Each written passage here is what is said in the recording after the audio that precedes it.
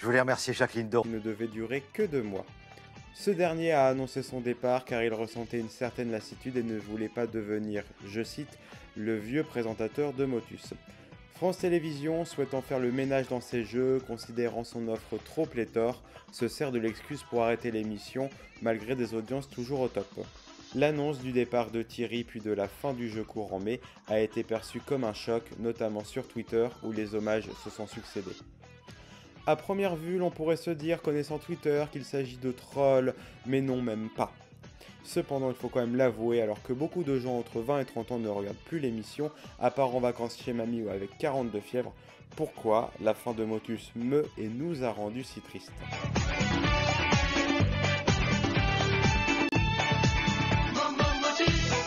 Je vais prendre mon cas car je pense que c'est le sujet que je maîtrise le mieux, mais je suis à peu près certain qu'il s'applique à plusieurs d'entre vous. J'ai 26 ans, je suis né en 1993, j'ai donc toute ma vie connu cette émission dans ma télé.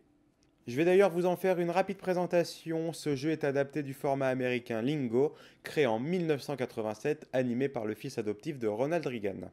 Il mélange le principe du Mastermind, ce jeu où il faut retrouver une combinaison de couleurs, appliquée cette fois-ci aux mots, et le bingo, avec une grille de numéros dans laquelle il faut faire une ligne horizontale, verticale ou diagonale. Si le candidat fait une ligne, il fait motus et gagne des points bonus.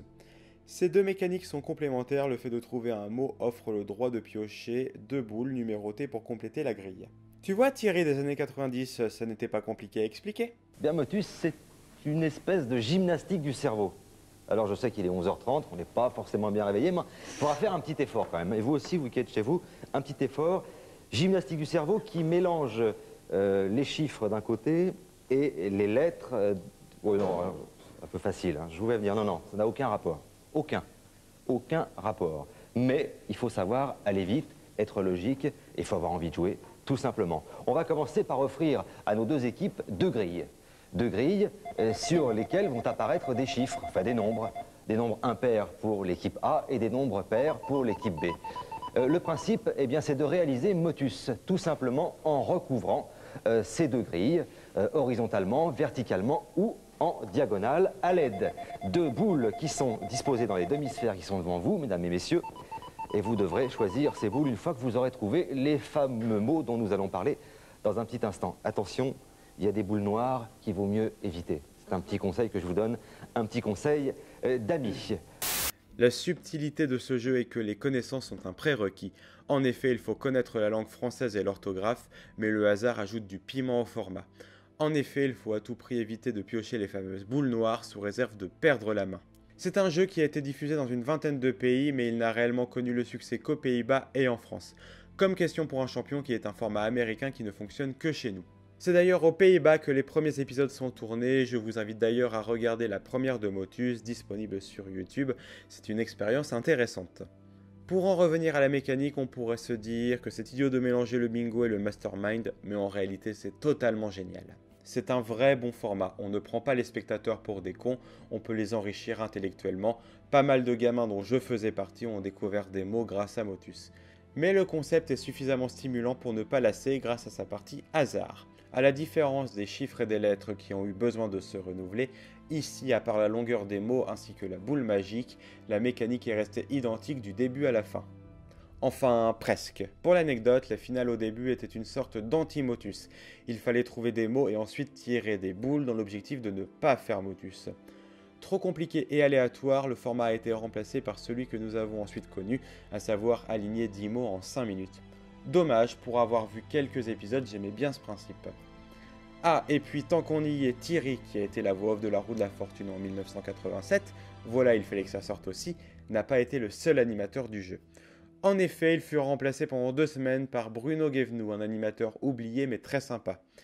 Il fut remplacé car pendant quelques semaines en 2001, pour une raison que j'ignore, les tournages ont eu lieu aux Pays-Bas et Thierry n'a pas pu être présent pendant quelques jours, bloqué par le théâtre, il fut donc remplacé. Bref, c'était une vue d'ensemble rapide de ce jeu. Pour en revenir à ma petite personne, je suis un véritable enfant de la télé. Ma maman qui était à la maison la laissait tout le temps allumée et donc forcément j'avais mes petites habitudes. Et entre les dessins animés et le juste prix, j'avais un créneau de libre. N'ayant que de vagues souvenirs de la roue de la fortune et de la famille en or de cette époque, je sais que parmi les 4 chaînes qu'il y avait, j'ai très vite dévié sur la 2.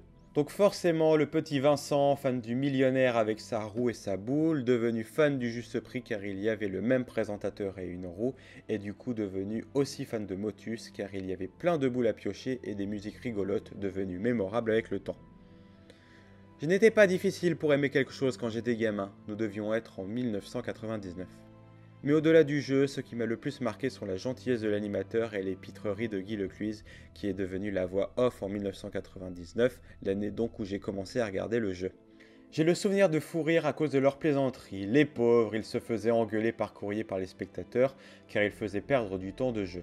Mais bon, le propre d'un bon jeu n'est-il pas que l'on peut aller au-delà du format? Bon, je chipote, mais c'était tellement marrant. Je ne suis pas le seul à le penser, Guy est vraiment la voix culte du jeu, bien plus que Jean-Luc Reichmann qui a pourtant été la première voix off. On dit souvent que les premiers deuils d'un enfant sont la mort de leurs animaux de compagnie. Pour ma part, ce n'est pas le cas. Mon lapin a vécu 12 ans, jusqu'à mes 20 ans, j'avais eu malheureusement le temps de perdre des proches entre-temps. Mes premiers deuils, eux, sont liés à la disparition des missions que j'aimais. Le millionnaire, drôle de jeu et un peu plus tard le juste prix. Cela peut paraître idiot, mais quand j'étais petit, les jeux télévisés c'était toute ma vie, cela m'a profondément marqué.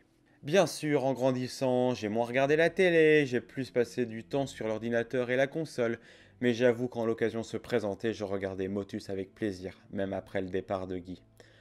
Pour moi, Thierry c'est un peu le tonton sympathique, blagueur et profondément gentil qu'on ne voyait pas souvent, mais quand on avait l'occasion de passer du temps avec, nous étions certains de passer un excellent moment.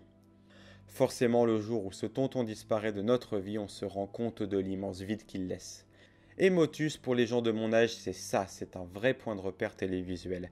Et c'était pour moi le dernier, et il vient de partir. Et forcément, c'est quand il part qu'on réalise que rien n'est éternel, et ça fait profondément mal.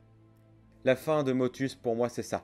Bien sûr, Thierry, il est encore vivant, hein. Je lui souhaite beaucoup de réussite pour la suite de ses projets, mais la perte de Motus m'a profondément affecté, d'où cette vidéo. Vous avez remarqué, quand je le cite, je ne dis pas Thierry Beccaro, mais bien Thierry, car c'était vraiment un membre de la famille, un tonton. Bon, bah écoute tonton, merci infiniment pour toutes ces années. Tu ne te rends pas compte à quel point ce que tu faisais c'était bien. Tu es un vrai gentil et connaissant ton histoire maintenant, nous savons que ce n'était pas pour de faux. Ton émission a rendu heureux énormément de gens. Je le sais, je le vois autour de moi. Alors pour ça, merci, merci du fond du cœur. Merci aussi à tous ceux qui, de près ou de loin, ont permis le succès de ce programme. Vous ne vous rendez pas compte du plaisir que vous nous avez apporté pendant 29 ans. Et gentillesse suprême, l'équipe de Motus a envoyé aux fans dont je fais partie des CD-ROM et des jeux de société. Rien que pour ça, je vous en serai toute ma vie reconnaissant. Encore une fois, merci.